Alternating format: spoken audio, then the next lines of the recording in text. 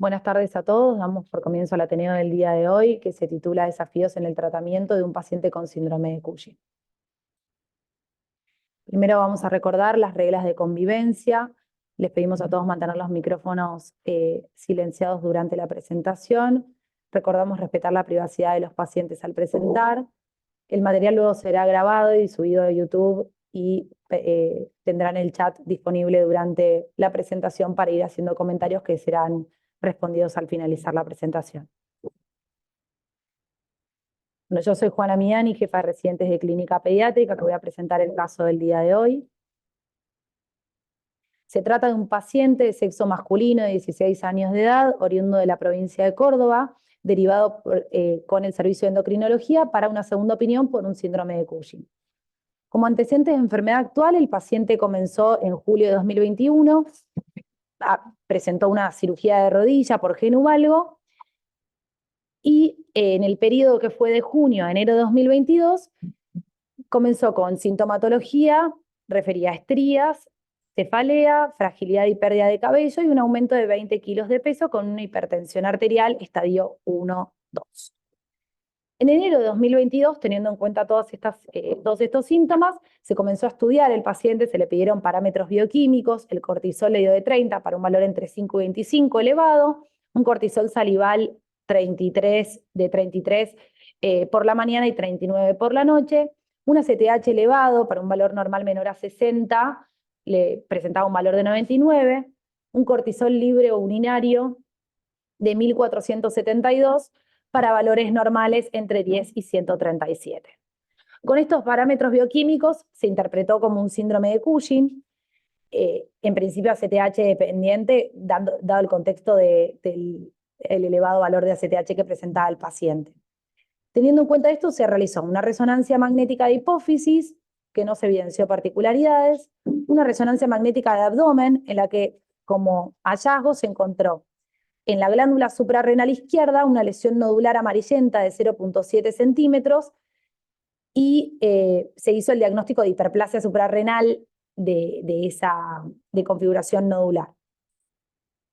En febrero de 2022, teniendo en cuenta esto, se realizó una suprarrenalectomía izquierda con una anatomía patológica que informó esta hiperplasia macronodular.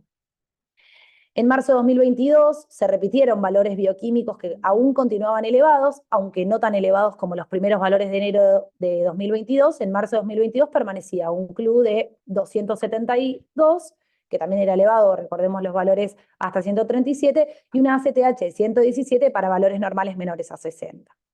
Teniendo en cuenta esto, se decidió hacer un cateterismo de senos petrosos, donde no se evidenció gradiente ni lateralización. Esto significa que no había mucha diferencia, como se puede ver en los valores presentados en la tabla, que no había diferencia significativa entre los dos ajes, a nivel periférico y a nivel del seno derecho y del seno izquierdo, en los distintos minutos posterior a la administración de la desmopresina. Y se hizo además un PET con galio para evaluar la captación que podría tener en los distintos niveles, y la verdad es que no se encontraron hallazgos de mención en esa imagen. En mayo de 2022 se realizó una prueba con dexametasona con 8 miligramos. La prueba con dexametasona con 8 miligramos se considera positiva cuando el valor desciende mayor al 50%. Y como podemos ver, previo a la prueba tenía un ACTH de 154 que descendió a 38,7, un cortisol de 19 que descendió a 7,5 y también un cortisol salival que pasó de 11,2 por la mañana a 1,8. Que eso se considera una prueba positiva, ¿no? En junio de 2022, teniendo esta prueba positiva que orientaba más a que se tratara de algo central, se repite una resonancia de hipófisis que nuevamente se encuentra sin particularidades. Y con estos hallazgos, el paciente, teniendo hallazgos de laboratorio compatibles con un síndrome de Cushing, no pudiendo identificar una causa clara del origen, se deriva al hospital italiano. El paciente refería como antecedentes familiares, padres sanos, hermanos sanos. Como medicación se encontraba ya medicado con ketoconazol cuando llegó al hospital, y para su manejo de hipertensión arterial estaba recibiendo enalapril e hidroclorotiazida, y había recientemente se lo inició con eplerenona. Después, en cuanto al examen físico, presentaba un peso de 93, una talla de 1,63, con un índice de masa corporal de 34,8, que le da más 3,3 de BIOS estándar, una tensión arterial de 128,82 y de 137,81, que eso era compatible con una hipertensión arterial estadio 2, y 1, 2 en realidad, y con controles oftalmológicos y cardiológicos que se había realizado previamente que eran normales. El paciente al examen físico se encontraba eutérmico, con facies cuyingoides, rubicundez, barba incipiente, acantosis en cuello, estrías y cicatrices pigmentadas, presencia de vello, mamilas pigmentadas, vello pubiano y volumen testicular de 12 y 12 milímetros y un Tanner de 5. Se discutió el paciente con el equipo de endocrinología y se decidió continuar con el ketoconazol e ir reevaluando al paciente. Acá presentamos algunas fotos del examen físico del paciente. Y las fotos del primer PET que luego comentará el servicio, doctora Molerach. Este primer PET, como ya les había contado, no arrojaba evidencia de foco de captación patológica. En cuanto al plan, se decidió inicialmente repetir una tomografía, un PET, y realizar controles bioquímicos seriados bajo el tratamiento con ketoconazol. Entonces, una vez que llegó al hospital, comenzó el seguimiento acá, realizó los laboratorios, trajo además un dosaje de catecolaminas urinarias que se encontraban en rango. En octubre se realizó el nuevo PET, en donde tampoco se evidenció captación patológica. Refería además ya para ese entonces episodios de malestar con mareos y cansancio, y un laboratorio en donde aún persistía elevada la ACTH y el cortisol. Acá están las imágenes del segundo PET, que también comentará la doctora más adelante, en el que tampoco se evidenciaba captación patológica. Y en esta última imagen se puede ver la comparación de un PET, del PET de abril con el PET de octubre. En diciembre, el ketoconazol que venía recibiendo, que se venía aumentando, se tuvo que disminuir debido a la movilización de las enzimas hepáticas, que limitó un poco en ese momento el tratamiento. En enero de 2023 acudió a control, no presentaba intercurrencias, refería a algunos dolores esporádicos en hipocondrio derecho que no los asociaba a la alimentación, se encontraba ya en tercer año con buen rendimiento, continuaba con el ketoconazol, presentaba un índice de masa corporal de 34,1, similar al que venía teniendo previo, y algunas estrías nuevas. Se decidió entonces en este entonces repetir una nueva resonancia en la que informaban una adenohipófisis con realce heterogéneo, postcontraste sin lograr definir una imagen nodular focal, y un tórax con restos tímicos en mediastino anterior y superior. Continuando con los estudios, en nuestro hospital se realizó un nuevo cateterismo en abril de 2023, donde de vuelta se encontró esto de que no había diferencia significativa entre lo periférico y lo central, y tampoco diferencias que lateralizaran. O sea, no había cosas que fuesen compatibles principalmente con que fuese central, ni que con que lateralizara a izquierda o a derecha. Así como pueden ver, la CTH basal en periférico era 800, en el seno derecho de 710 y en el seno izquierdo de 768, diferencias que no eran significativas, y lo mismo se nota con los distintos valores. Esto un poco lo que era compatible era con la producción ectópica de CRH o ACTH. Por lo que en este contexto, en mayo de 2023, descartando causa adrenal e hipofisaria y no hallándose hasta el momento una masa secretante que lo justifique, teniendo ya varias imágenes normales, se deriva el paciente a cirugía pediátrica con el objetivo de programar una adrenalectomía derecha, quedando el paciente adrenalectomizado bilateral.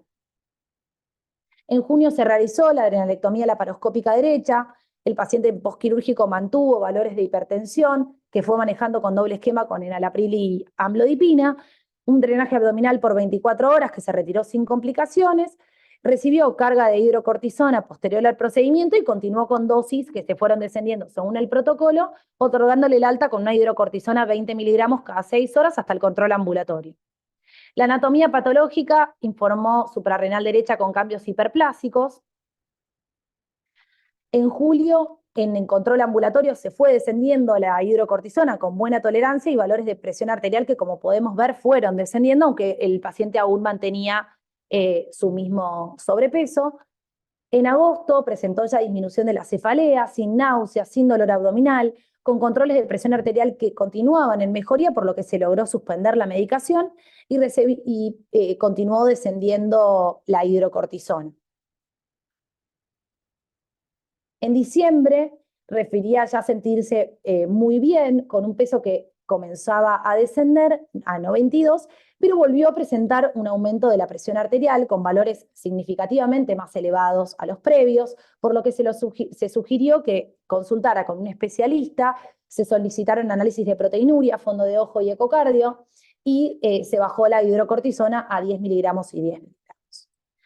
En enero de 2024, que serían los últimos controles, y como el paciente se encuentra más actualmente, se encuentra medicado por bisoprolol, por su hipertensión, presenta valores de laboratorio dentro del rango de la normalidad, con una ACTH que va a continuar ascendiendo en contexto de la suprarrenalectomía bilateral que presenta el paciente, con una ACTH de 339 y una proteinuria que se encontraba en rangos normales. Acá un poco la idea es mostrarles cómo fueron los laboratorios desde que llegó al hospital. Se ve de izquierda a derecha la progresión de los laboratorios. Lo que se puede ver es la ACTH y los valores que se presentaron siempre elevados, y el cortisol libre urinario, que comenzó con 870, 326, luego se entró en rango y luego volvió a picar para enero de 2023. Posteriormente a eso se volvió a reevaluar y se terminó haciendo la suprarrenalectomía derecha. Y en cuanto a lo que se ve en los valores que se ven en rojo debajo de la tabla, se ve la alteración de las enzimas hepáticas que limitó el uso del ketoconazol momentáneamente durante su tratamiento. Ahora le damos la palabra al doctor Alonso del Servicio de Endocrinología Pediátrica, que comentará un poco sobre la patología del paciente. Hola, buenas tardes a todos. Una historia larga que después, si quieren, la podemos repasar más en detalle cuando volvamos al paciente, con algunos puntos dentro de la historia en donde, bueno, hay que pararse en ese momento de la historia para entender cómo lo han interpretado los médicos que habían visto previamente al paciente y cómo lo interpretamos nosotros también. Así que me parece que quedan algunas cosas que por ahí uno no está extremadamente atento, o incluso cuesta comprender decisiones que se tomaron cuando se ve la historia fragmentada.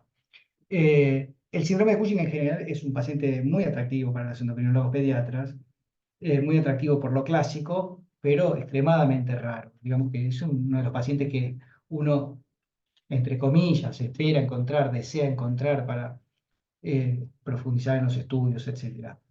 Tan raro es que el primer renglón de los libros de pediatría endocrinológica sugieren que uno debe consultarlo con un endocrinólogo de adultos, como primera aproximación. Es raro, solo el 10% de los chicos son pacientes menores de 18 años, y aún así la incidencia es de 2 a 5 casos por millón por año.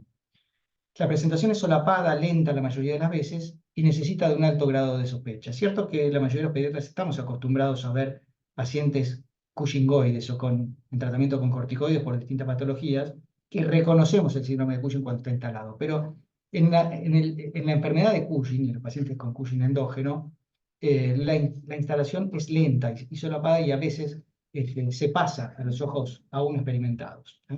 La etiología suele estar relacionada con la edad del paciente. Y un punto importante que me parece que podría ser uno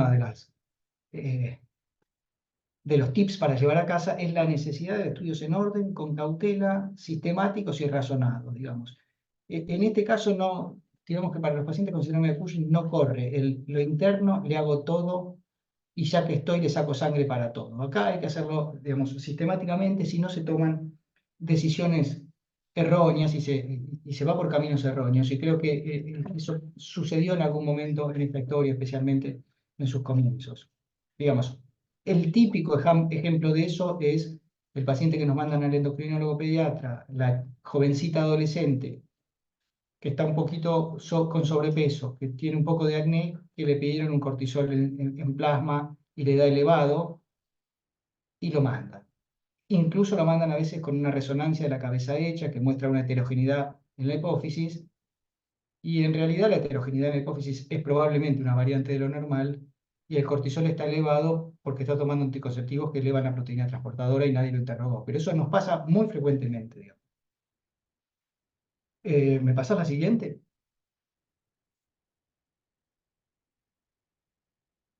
Ok.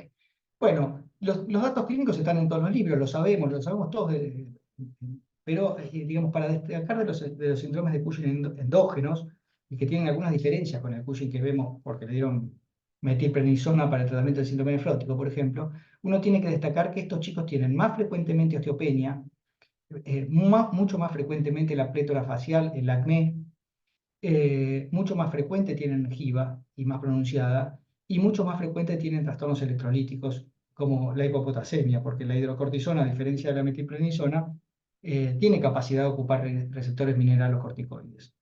El retraso en la edad ósea es profundo, digamos, si uno dice qué entidades atrasan tanto la edad ósea, bueno, primero el uso de corticoides, incluyendo el Cushing endógeno, el hipotiroidismo y después viene todo el resto.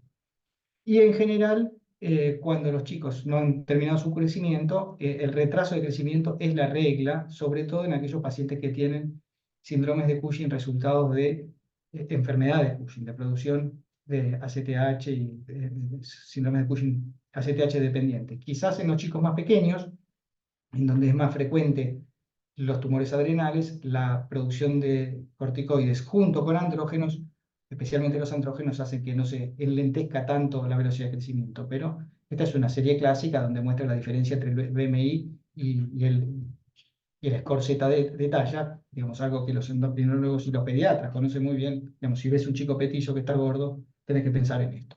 La que sigue. Esta es una foto de libro, digamos, seguramente que con las dos primeras fotos puede haber alguna duda y se va instalando lentamente el síndrome de Cushing con la característica fase, y la curva de crecimiento la ven ahí también, muy, muy típica de la enfermedad de Cushing. Otra más. Respecto a la fisiopatología, bueno, uno debe también remitirse a la fisiología normal, ¿no? Y ustedes conocen la dependencia de la secreción de cortisol por la glándula suprarrenal, por la zona fasciculada de la glándula suprarrenal, la dependencia de ACTH y a su vez la dependencia de la ACTH para su secreción del CRH hipotalámico, ¿no? Hay algunas entidades en donde este eje está distorsionado y groseramente aumentado, que resultan en una producción anormal de cortisol, eh, es, pero adaptable, de una adaptación a las circunstancias que están viviendo, que es el pseudo-Cushing, que se ve particularmente en algunos chicos con estrés extremo, o con obesidad o depresión, o los alcohólicos. Y del lado de lo patológico, tenemos dos grandes grupos: aquellos que son aumento de la secreción de cortisol dependiente de ACTH, una ACTH que puede ser producida por un tumor de las células corticotropas, que es la enfermedad de Cushing, o de ACTH producida por un tumor ectópico, habitualmente o característicamente tumores pequeños de pulmón, carcinomas bronquiales o otras enfermedades de naturaleza neuroendocrina. Y finalmente están aquellos pacientes que tienen tumores o producción autónoma adrenal por tumores o por hiperplasias micronodulares pigmentadas bilaterales de distinta estirpe histológica. Estas son formas independientes de ACTH. Y recientemente se ha descrito que algunos tumores productores de ACTH además producen CRH, el factor hipotalámico liberador de corticotrofina, con lo cual la producción y el estímulo para esa glándula suprarrenal viene tanto de la ACTH que produce el tumor en sí, como de la ACTH hipofisaria. La que sigue. Tengan en mente ese último esquemita. Bueno, acá también en esta otra serie histórica se marcan las diferencias etiológicas en las distintas edades de la vida. En general, en los chicos menores de 5 años pensamos más en enfermedades primarias de la glándula suprarrenal, sean tumores de la suprarrenal o algunas hiperplasias adrenales secundarias a distintos síndromes. Y la enfermedad de Cushing es una enfermedad de la adolescencia, de los chicos más grandes, y es una enfermedad, digamos, que se puede relacionar más con la endocrinología de los adultos. Y en el medio están algunas formas raras, pero que cada vez se describen más frecuentemente, de síndromes de Cushing de origen adrenal por distintas formas de hiperplasia adrenal bilateral, como estas hiperplasias adrenocorticales pigmentadas. La otra. Bueno, y cada vez más se avanza en la genética de todas estas patologías. A veces algunas de ellas son mutaciones en línea germinal, otras mutaciones somáticas, pero cada vez se las explica más desde el punto de vista genético y probablemente vayan desarrollando distintos paneles o la investigación de las distintas mutaciones en la pieza histopatológica. La que sigue. Bueno, lo básico, ¿no? Lo que decíamos al principio, la necesidad de estudios con orden, con cautela. Y el primer punto es, ante la sospecha o la pesquisa de enfermedad de Cushing, definir si mi paciente tiene sobreproducción de cortisol. La siguiente paso sería confirmar si ese hipercortisolismo es patológico o es reactivo a alguna situación eh, de salud o de enfermedad incluso. Y finalmente, cuál es el diagnóstico diferencial y cuál es la localización de esto. La pesquisa, la que sigue. La pesquisa se hace con el cortisol libre en orina. O sea, lo que define el aumento de la producción de cortisol es el cortisol libre en cortisol en orina de 24 horas. Eso implica la recolección, obviamente, de 24 horas, tiene sus falsos positivos. Los falsos positivos son aquellas entidades que dan el pseudo-Cushing, digamos, el estrés físico, psicológico que nombré antes, la obesidad, la depresión, etc. Y los falsos negativos están dados por mala recolección de la muestra, o también algunos raros síndromes en donde el síndrome de Cushing es cíclico, por lo cual se recomienda que si uno tiene fuerte sospecha de que nuestro paciente tiene una enfermedad de Cushing, hacer cortisol libre en orina repetidamente, 2, 3 veces si fuera necesario. La que sigue. O sea, la sospecha, la pesquisa no es con el cortisol plasmático. La confirmación es con un nuevo cortisol libre en orina, y lo que se trata de buscar es una característica de la enfermedad de Cushing, que es la pérdida del ritmo circadiano, distinto de los pseudo-Cushing, que el ritmo circadiano se conserva. Entonces, ¿cómo valoramos ese ritmo circadiano? Con un cortisol en la saliva a la noche, o eventualmente con una cortisolemia a la medianoche, que debería estar bien bajito. La cortisolemia a la medianoche es difícil de tomar la muestra, hay que hacerla con el paciente internado, generalmente se sugiere que tenga la cánula puesta y sacarle la sangre un tiempo después. Pero el cortisol en saliva es fácil de tomar la muestra en casa. Hay algunas pocas precauciones que tomar, como ser no haberse lavado los dientes en ese momento.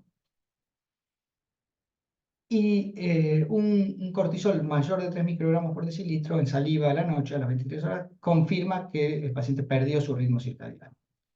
La otra alternativa es medir la cortisolemia después de una dosis baja de dexametasona. Los pacientes que tienen pseudo-Cushing, o que ese cortisol libre en orina estaba aumentado por alguna otra situación, cuando se reciben la dexametasona nocturna a una dosis bajita, bajan el cortisol, es decir, todo el eje hipotálamo-hipofisario está indemne, solamente que funciona un poquito más arriba. La que sigue. Y después lo más atractivo termina siendo la localización y el diagnóstico diferencial. Que hoy por hoy se basa en definir si nuestro paciente tiene un síndrome de Cushing ACTH dependiente o no. Entonces buscamos el valor de ACTH, si el valor de ACTH es elevada, este paciente tenía un valor de ACTH elevada. Entonces uno piensa que deberíamos haber ido por el lado izquierdo del algoritmo y no por el lado derecho, en donde con una ACTH elevada, aún así una tomografía de las suprarrenales muestra una imagen, esa imagen se considera patológica, el paciente se opera y sigue Cushing, porque no estaba ahí el problema. Entonces, la ACTH elevada obliga a buscar un tumor hipofisario. En general, los tumores productores de ACTH son tumores pequeños, menores de 1 centímetro. Hay algunos macroadenomas, pero en general son microadenomas. Y si la resonancia es positiva, si muestra una imagen contundente, es fácil para mandarlo al neurocirujano y intentar la exéresis de ese tumor, generalmente por vía transepto fenoidal. Ahora, si la resonancia es negativa, como podría pasar en este paciente, hay que pensar en que esa CTH o no viene de la hipófisis, o sí viene de la hipófisis, pero hay un tumor que no lo podemos ver. Entonces, ahí está la utilidad del cateterismo del seno petroso. Una que es una técnica que requiere de mucha pericia y requiere de hacerse en un centro de alta complejidad. Groseramente, si el cateterismo en el seno petroso muestra que la ACTH en el seno petroso es sustancialmente mayor que en la vena periférica, pensamos que efectivamente la ACTH viene de la hipófisis y tiene una enfermedad de Cushing. Es un problema para el neurocirujano que tiene que operar sin tener una imagen previa. En muchas ocasiones el neurocirujano entra y ve una anomalía en la hipófisis compatible con un microadenoma y lo reseca y el paciente se cura. Otras veces entra y no puede establecer claramente en dónde está el microadenoma. Por eso se intenta por lo menos lateralizarlo. Si tiene más ACTH de un lado, el neurocirujano va a ir sobre ese lado. Ahora, si la ACTH en la sangre periférica es mayor que en el seno petroso, bueno, el razonamiento es que la producción de ACTH viene de otro lado. Y bueno, y en este caso, si bien no era mayor en el seno, en la sangre periférica, pero es muy parecida, no había diferencias casi, como dijo la jefa de residentes. El otro lado del algoritmo nos lleva a buscar anatómicamente un tumor o una estructura productora de cortisol autónoma, que puede ser un tumor adrenal si la imagen es nodular, o una hiperplasia difusa si la imagen es negativa, y ahí tiene mucho rol la respuesta de la cortisolemia a la dexametasona a dosis altas. La que sigue. Bueno, entonces, como decíamos recién, digamos, la ACTH periférica es menor que en el seno petroso, en las enfermedades de Cushing. La ACTH periférica es mayor que en el seno petroso, en las enfermedades con ACTH ectópica, y en esta nueva entidad donde la producción ectópica es de CRH, parte de la ACTH que vemos en sangre periférica es producida por el mismo tumor, pero otra parte es proveniente de la hipófisis. Y en el seno petroso hay ACTH tanta como en cualquier vena periférica, sobre todo estimulada por el CRH. Entonces, esos ratios tratan de distinguir una entidad de la otra. La que sigue. Nuestro paciente tenía un ratio de esto más o menos muy alrededor, un poquito más de 1. Bueno, entonces volviendo al paciente, nosotros recibimos un chico que tenía un síndrome de Cushing indudablemente ACTH dependiente. Varios dosajes de cortisol libre en orina muy elevados, cortisoles en saliva nocturna elevadas y adrenocorticotrofina reiteradamente elevada. Obviamente, después de la adrenalectomía puede ser que haya aumentado más, y eso de la primera adrenalectomía. Tenía, sin embargo, un cortisol en plasma con una disminución mayor del 50%, como también dijeron, después de la administración de dexametasona 8 miligramos. Una tomografía en donde había una imagen estructural de un adenoma que había sido operado y varias resonancias de hipófisis sin lesiones. Y también, por lo menos, tomografías computadas, resonancias y PET de distintas, buscando tumores periféricos sin hallazgos. 2 cateterismos, uno en otra institución, otro acá, donde la CTH estaba elevada tanto en el seno petroso como en periférico, que nos inducía a pensar en una producción de ACTH y de CRH ectópica. La que sigue. Entonces, llegado ese momento, el paciente venía tratado con ketoconazol. El ketoconazol inhibe la síntesis de cortisol. Tenía un paciente con hipercortisolismo no controlado, entonces podíamos tratar de controlar el hipercortisolismo con ketoconazol y considerar un seguimiento con imágenes hasta encontrar el tumor productor. Con el ketoconazol tuvimos algunos problemas con la movilización de las enzimas hepáticas. Después, el ketoconazol también altera la síntesis de testosterona en el testículo, entonces los chicos se ponen muy cansados, se ponen hipogonádicos, y eso también no hace a la calidad de vida del paciente. Juana presentó una tabla en donde se ven los distintos valores. Logramos controlar el cortisol libre en la orina. Hay muchos de estos puntos en donde el cortisol, cuando él tomaba bien el ketoconazol, incluso aumentando la dosis, el hipercortisolismo se controla, pero eso tiene sus efectos indeseables. Consideramos también otras estrategias médicas con medicación que actualmente se usa off-label para el tratamiento de estos pacientes que por alguna dificultad no se pueden operar. El osiloderostat es la droga prometedora actualmente, no está en el país, hay que importarla en forma compasiva, es extremadamente cara, entonces, bueno, lo planteamos también con los padres. Y finalmente, bueno, recibimos la correspondiente presión del joven para resolver el hipercortisolismo que tiene. Porque, digamos, su principal problema actual es la calidad de vida que llevaba con este hipercortisolismo. Y además, también recibimos el consejo de varios expertos en donde, y esto nosotros, digamos que por lo menos teóricamente lo conocemos, el hipercortisolismo en forma pronunciada es devastador para el paciente en líneas generales. Van progresando en su debilidad muscular, van progresando en sus problemas óseos, están inmunosuprimidos y de hecho hay una fuerte sugerencia de proteger a estos pacientes con antibióticos contra la neumonía por neumocistis. El paciente se vuelve muy, muy frágil a lo largo de la vida y expectábamos una evolución y una necesidad de vigilancia muy lejana. Con lo cual se planteó la adrenalectomía y así se lo presentamos a los cirujanos, que nos resolvieron el hipercortisolismo quirúrgicamente. La que sigue. Hoy, a ver, otra. Bueno, actualmente está con esteroides de reemplazo, con hidrocortisona en dosis de descenso hasta alcanzar la dosis fisiológica, con un mineralocorticoide, y con el plan de reevaluarlo periódicamente con imágenes, con la guía de la doctora Molerach o de algunos de los otros médicos especialistas en imagen que nos puede ayudar, y pesquisar en tanto las comorbilidades que nuestro paciente tiene. Creo que era la última. A ver. Ah, bueno, una serie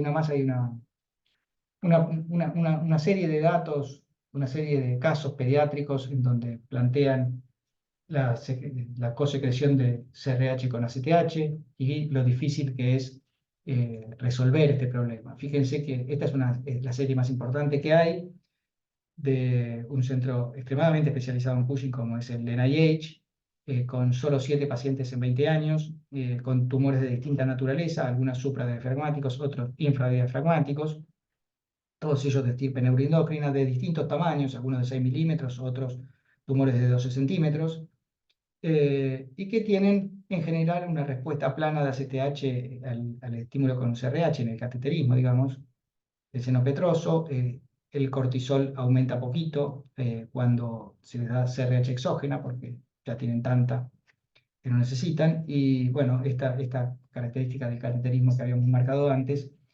Y en algunos de estos pacientes, en un centro de tantísima complejidad como como es el NIH, tuvieron la posibilidad de dosar CRH en sangre periférica y o en cateterismos selectivos, digamos, en alguna vena suprahepática, por ejemplo.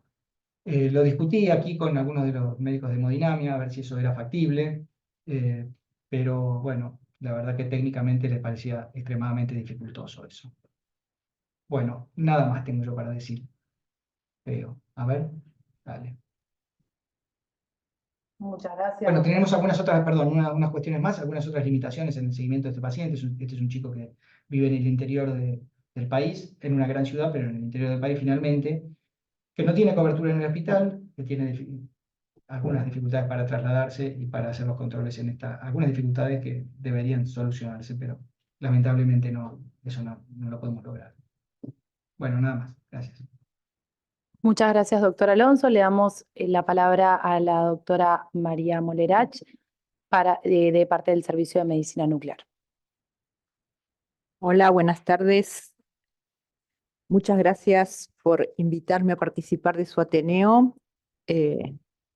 Acá creo que no hemos visto ningún caso que hayamos detectado un foco de Cushing ectópico. Perdón, ¿cómo lo paso?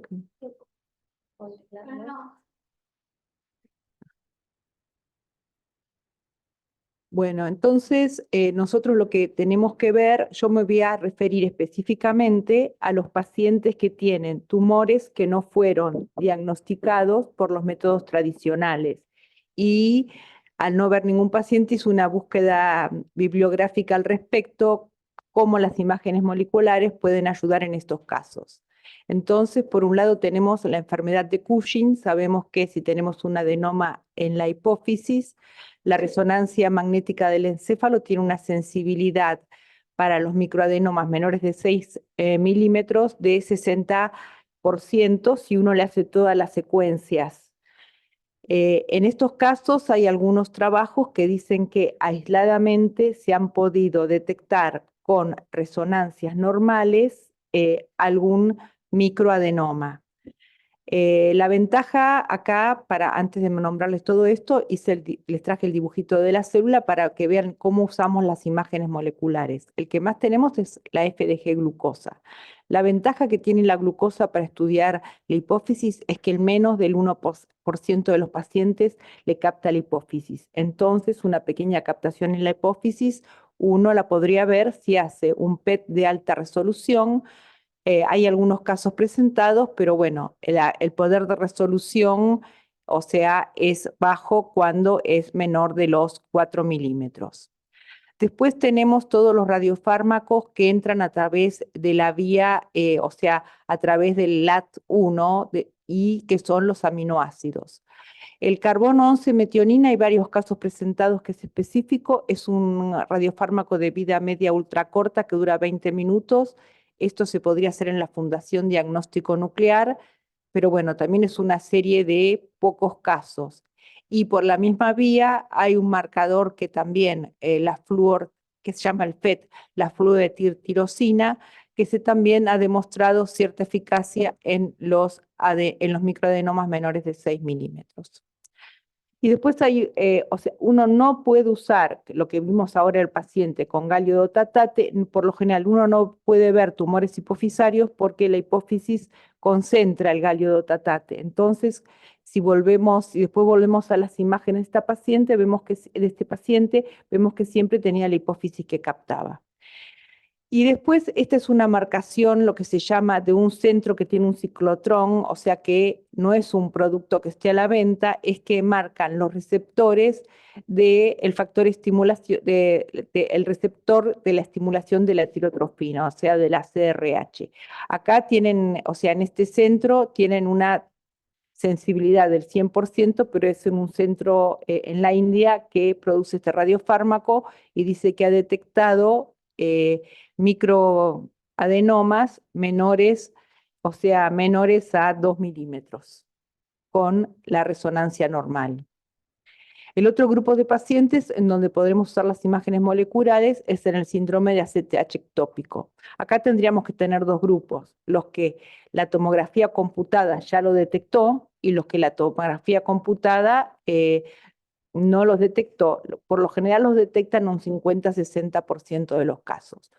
Voy a enfocarme solamente en los que la tomografía computada fue negativa y acá sí, por lo general uno tiene que elegir entre usar el galio 68 para los receptores de somatostatina o el PET con FDG. La sensibilidad, como vemos, del PET con FDG es baja para detectar estos casos, es del 18%, y la del galio tampoco es muy, o sea, es del 45%. La diferencia entre los dos es que con el PET-FDG tenemos una gran cantidad de falsos positivos, más que con el galio, ¿no? Receptores de somatostatina. Esto en las diferentes series ha mostrado que al paciente le trae inconvenientes.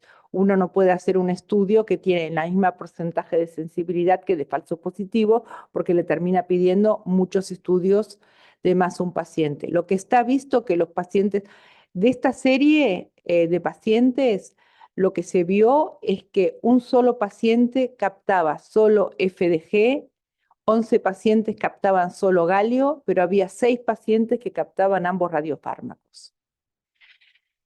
Esta es una serie de un hospital chino que tenían en 5 años, dice que tuvieron 37 pacientes con estas características y de los cuales, de los 37 pacientes, en 5 años solo habían llegado al diagnóstico en 18 pacientes de donde estaba la producción de la ACTH,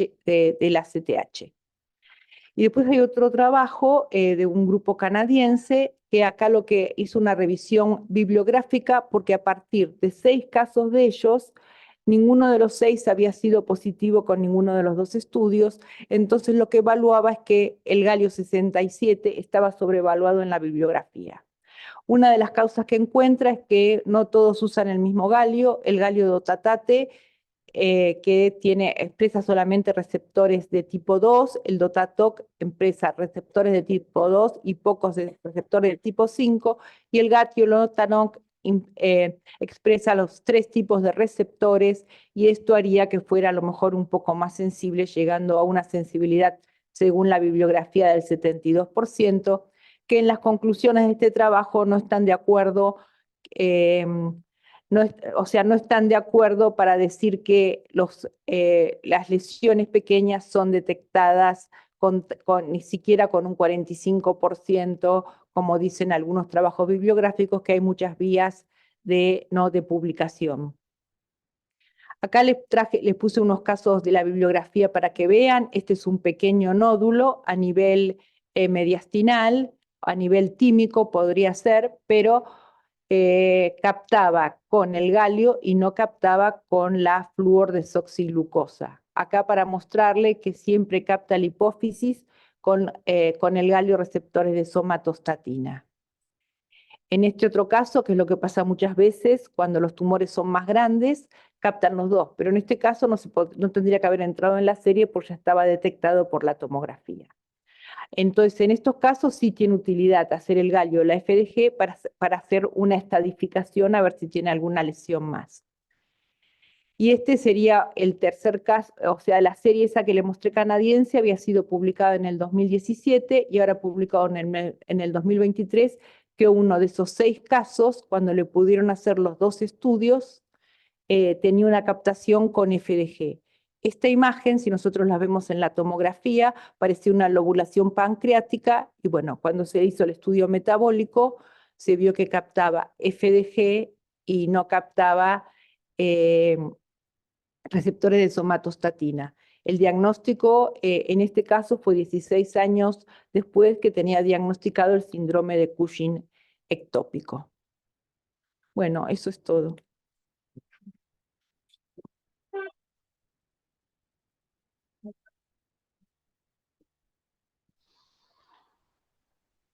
Muchas gracias, doctora Hola, Poveracha, y le damos la palabra al doctor Pablo Lobos del Servicio de Cirugía Pediátrica. ¿me escuchan? Un segundito. Sí, sí, perfecto, se escucha bien.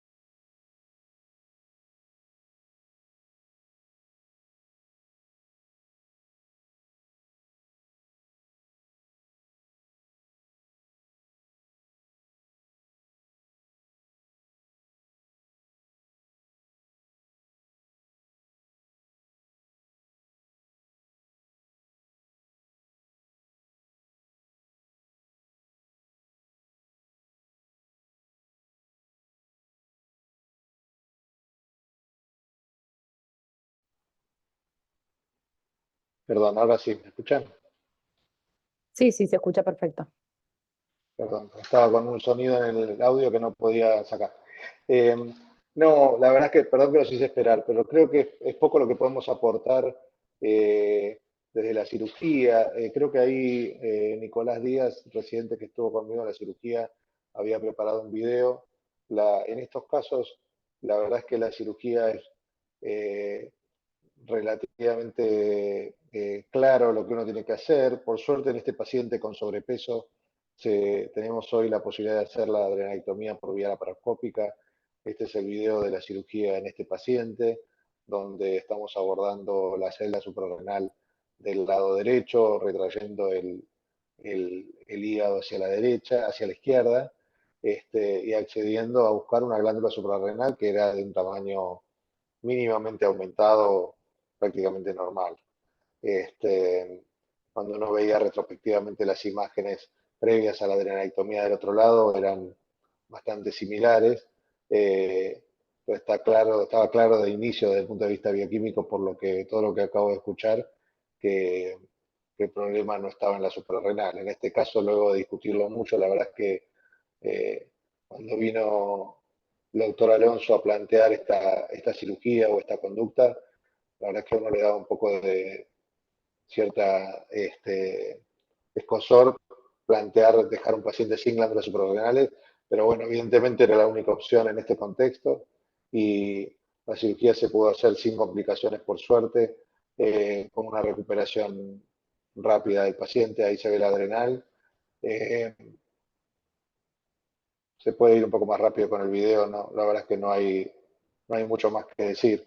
Eh, Nosotros hemos tenido con Guillermo algunos pacientes en común que han quedado, en que hemos tenido que hacer adrenectomías bilaterales de causa oncológica, pero bueno, este es el primer caso eh, de este tipo y bueno, estamos todos a la espera de seguir viendo las imágenes para ver si aparece en algún momento la causa de todo esto, ¿no? Yo creo que podemos cortarlo ahí. Perfecto, muchísimas gracias. Dejamos abierto entonces ahora el espacio a preguntas.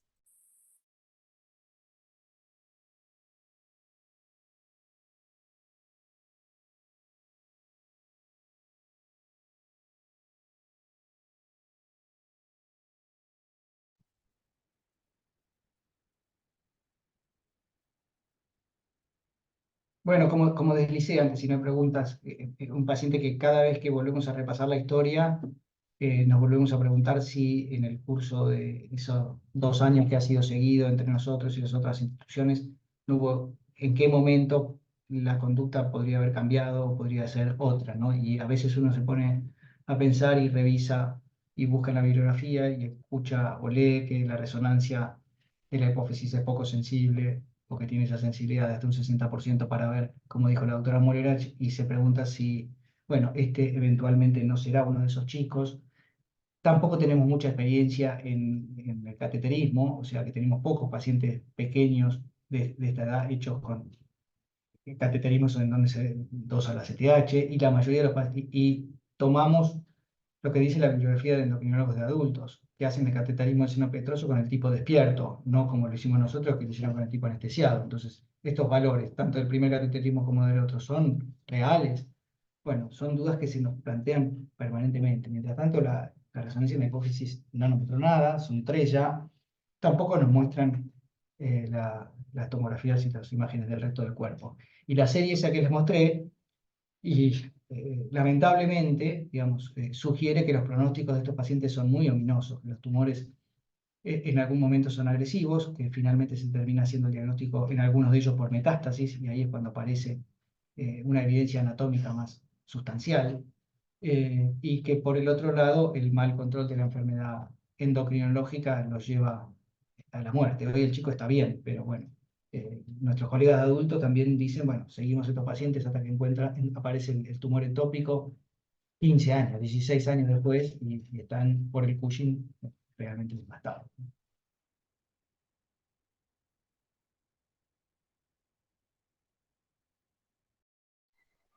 ¿Cada cuánto, Guillermo, cómo es el plan, digamos, de estudio? ¿Cada cuánto en un paciente ideal que viniera cuando uno lo llama y demás, eh, planteas hacer estudios y qué estudios? ¿Resonancia y PET, si la resonancia es negativa? Y nos han sugerido revalorar una vez por año, aunque sea. Ahora tenemos planeado otro PET, pero también cada vez que planeamos el PET, nos aparece y tenemos que ir a consultar a Ana cuál te parece el radioisótopo más apropiado para usar. Y usás uno o usás el otro, la verdad que los dos no los vas a poder usar, porque no lo tenés, porque los costos son enormes.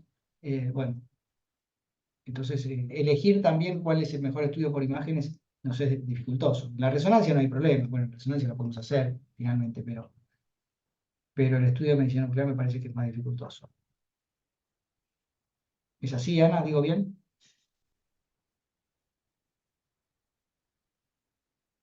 Sí, es así. Y ahora que leí más profundamente, no sé cada vez sé que menos que contestarte, Guillermo.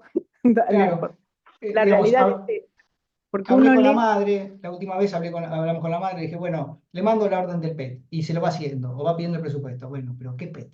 ¿Qué trazador? ¿En qué lugar? Bueno, y nada, se complica. En este lugar no me cubre, en este lugar tengo que viajar 600 kilómetros, etcétera, ¿no?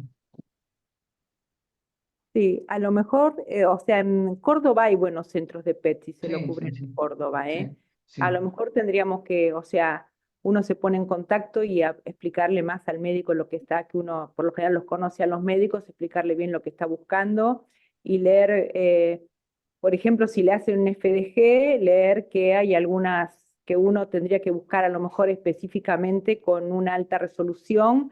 Está descrito que han encontrado algunos casos que no se veían en la resonancia, o sea que siempre está la opción que si uno tiene dos estudios negativos, buscar un poquitito más profundo o uno siempre puede mejorar un poco más la técnica. Yo no soy especialista en resonancia, pero ahora las técnicas como que hay que hacer 2 o 3 técnicas extras para Mm, encontrar los microadenomas de hipófisis. sí. No sé dónde se las hizo y si las tiene hechas, esas 2 técnicas que muestran todos los trabajos de imágenes. Sí, y la verdad que también en algún Sí, momento nos surgió, bueno, ¿sabe qué? Tómate un avión, bajate en Maryland, aquí está la dirección del NIH, toca timbre ahí y decirle que te vienen a estudiar, qué sé yo. Digamos, parece también, digamos, eventualmente una opción interesante. Pero bueno, lo consultamos, nos dijeron que el programa de derivación de pacientes estaba cerrado en ese momento, nos dieron algunas sugerencias, entre ellas las que comenté, la adrenalectomía, alguna que otra droga. doctora Moller, ha hecho una pregunta. ¿Cuál es la máxima resolución que podemos tener en PET acá en el hospital? Porque en general se hace el PET con un tomógrafo que no es el que más resolución tiene, ¿no? Sí, o sea, uno no puede tener al PET, al paciente, una cosa es la resolución del PET y otra es la resolución del tomógrafo. Sí, del Eh, tomógrafo. por eso, muchas veces en este caso lo que tiene que ver es más en la resolución del PET. Uno, por ejemplo, si está Muy buscando bien. un cáncer medular de tiroides, le hace una imagen focalizada con mayor resolución en el cuello. Uno no puede hacer de todo el cuerpo mayor resolución porque no, en este caso el paciente no se irradia más porque la droga ya está inyectada, pero sería tenerlo más de 1 hora y media que el paciente se empieza a mover y las imágenes salen mal. O sea, es distinto cuando uno ya está enfocado en algo. Por lo que yo decía de la imagen de PET de la hipófisis es que uno tendría que hacer buscando específicamente una focalización con mayor resolución en el cerebro, si uno hace FDG. Y después ver si hay alguna imagen sospechosa en la tomografía, poner la resolución en eso. Por ejemplo, el PET no sirve para hígado. Si uno sospecha que podría tener el chico algo en hígado, tendría que hacer una trifásica hepática, sin duda. Si uno no tiene muy claro, aparece en algún momento una imagen border en el hígado, una trifásica hepática aclararía si tiene algo a nivel abdominal. A veces uno tiene en estos casos, por lo que yo leí, que combinar los distintos estudios, focalizando cada año en una cosa distinta porque uno tampoco los recursos son ilimitados. El último caso este que mostré del grupo canadiense, la paciente esta la siguieron 16 años y cuando abrieron un protocolo para evaluar este tipo de tumores, recién ahí lo encontraron porque pudieron hacerle todos los estudios simultáneamente. O sea que es difícil estudiar, seguir y también uno tiene que tener en cuenta los falsos positivos, ¿no? Porque si uno le hace un PET con FDG, cualquier falso positivo, y está descrito en muchas series, es una cirugía nueva para el paciente o al menos una biopsia si uno no llega a la cirugía. La paciente esta que yo mostré este caso que me pareció muy emblemático después de 16 años, había tenido una apendicectomía, había tenido además, le habían sacado los anexos porque tenía imágenes dudosas por la tomografía y por la resonancia. O sea que uno empieza a ser muy agresivo con estos pacientes porque sabe que el deterioro por el aumento de los corticoides le disminuye la calidad de vida. Entonces se vuelve agresivo con los pacientes, por eso creo que también uno trata de medir, ¿no?, los estudios que hace, porque la verdad que todos los estudios tienen falsos positivos, todos.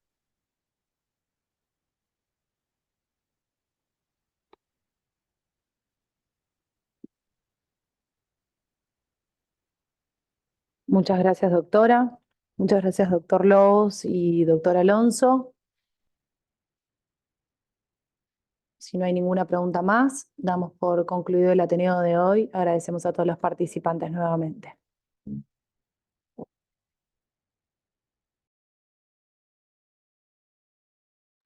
Chao, muchas gracias.